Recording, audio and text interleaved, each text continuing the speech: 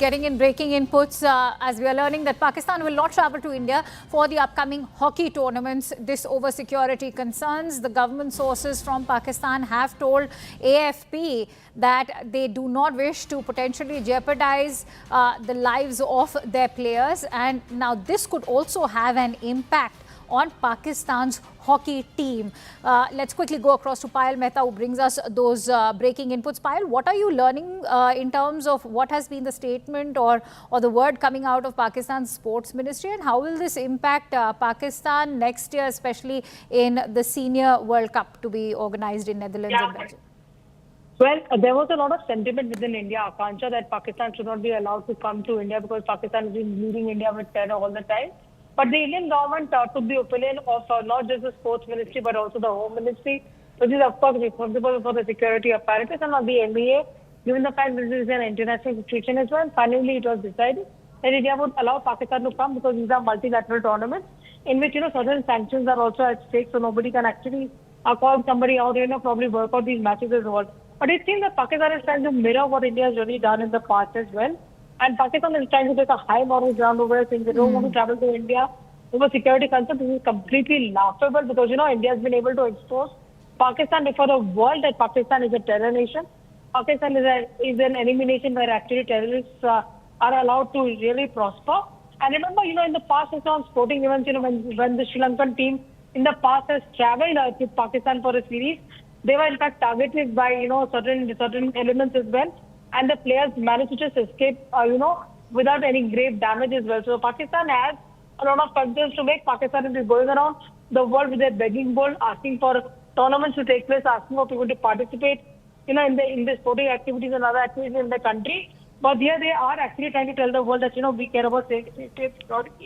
India is a secure nation, can ensure the security of not just its own public, but also of all the visiting dignitaries, and therefore every country has been sending its dignitary to India on multiple events.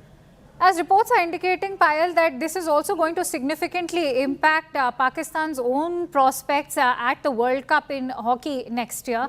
Not to forget how, neutral grounds as far as cricket are concerned have already been considered this year in the past as well. So is Pakistan standing to lose out of this kind of an ego game that they're trying to play with India? Well, honestly speaking, it's too bad for Pakistan if their leadership is failing to understand what it really means in terms of consequences for them. Because, Pakistan has not been in control of the civil government over there. It is very evident that the military government over there is taking all the calls that need to be taken. Sanctions are going to be at stake. It's going to be there for Pakistan people to really understand what the government is up to and how they're actually bringing them a lot of, disrepute all over the world, whether it's, of course, on economic front or whether it's in the world of sports right now. As well, the decision obviously will be left with the Pakistani establishment as to what they need to do. But sanctions are clearly going to follow, and Pakistan calling out another country like India, for not being able to provide a secure environment to their players is actually laughable. And the world is looking at Pakistan right now. Payal, also take us through how post-Operation Sindoor and especially the terror attack in Pahalgam, India and Pakistan have their sporting ties have particularly borne the brunt. Of course, something that happened soon after the terror attack in 2008 as well. But this year particularly, we've seen it reach new lows. Well, absolutely. Sporting, a lot of people will tell you, Akansha, that sporting ties have nothing to do with, personal enmity between countries. But, India's stand has been very, very clear. And therefore, India has not refused to play with Pakistan because of multilateral tournaments which they play at a neutral venue, because they feel at this point in time, the way Indian public has been targeted, Pakistan is not a safe country to go to. Having said that, Pakistan will also have to understand what this really means, given the fact that, there are sanctions ahead which are going to be there. And, we know that 2008, of course, there was a big Mumbai terror attack. But the government of the day did not take that call. But ever since Prime Minister Narendra Modi came to power in 2014, they've been very, very clear saying that no bilateral, ties with Pakistan, no bilateral conversations with Pakistan, no bilateral, sporting venues also with Pakistan. Many thanks to you, Payal, for bringing us those inputs. Joining me on the phone line is also Major General A.K. Sivach. Major General Sivach, how do you assess Pakistan's move? Is it Pakistan that now eventually stands to lose by jeopardizing relations with India? To Ricardo. See, as far as India is concerned, our stand is very clear. and especially as far as multilateral games are concerned. We honor multilateral games, but we only participate in a neutral venue. Indian team cannot go to Pakistan because they are not safe. And everyone knows Pakistan is a hub center of terrorism. They are involved in cross-border terrorism. So as far as India is concerned, we are not going. But India itself is a very safe place, and Pakistan stand to lose if they don't send their team. See the thing, what's happening in last about 10 to 15 years, their team, whether it is hockey or a cricket, both are going down. Because the point is neither they have exposure nor they are trained well. And Indian teams are doing extremely well. So they would have been benefited had they come.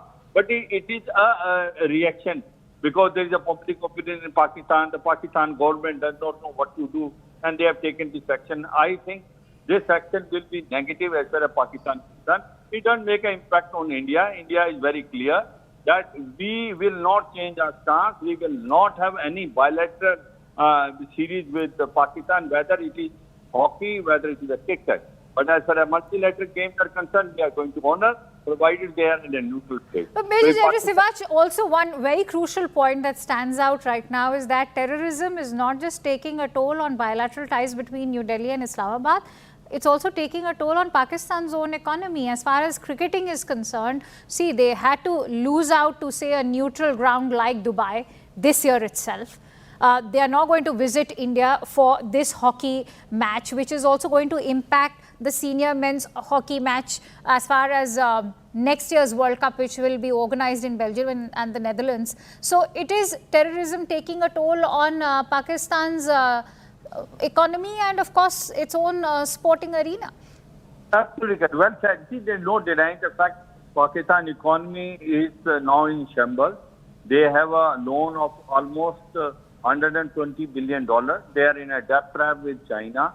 And Financial Action Task Force is now contemplating of putting them again in a grey list for money laundering and terrorist funding.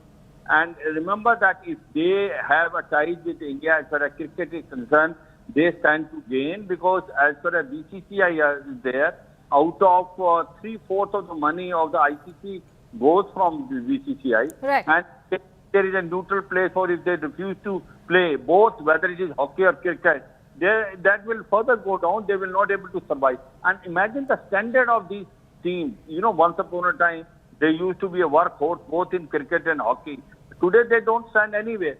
Why it has happened? Because it has become epicenter of terrorism. Right. They believe in cross-border terrorism and they keep on denying. Unfortunately, that's the thing. They claim they are victim of terrorism. But one has to tell them who produced the terrorism in one way.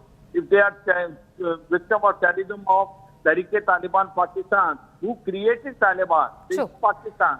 You see, Larry Kelton, when she came in 2013 as a Secretary of State in Pakistan, she warned Pakistan that if you have snakes in your courtyard and you think it will only bite your neighbor, one day they will bite you. So today, Pakistan is bitten by the snake which was created by Pakistan itself. And Pakistan economy has suffered badly. You see, they have been isolated and no other country want to have a sort of economic relation with Pakistan due to their economic condition. There is a political crisis. There is a, one can say, in fact, political instability, economic crisis, and terrorism increasing manifold. Absolutely. Pakistan is on the verge of a civil war. Right. We'll have to leave it at that. Many thanks to you, Major General Sivach, for joining in with your precious insights.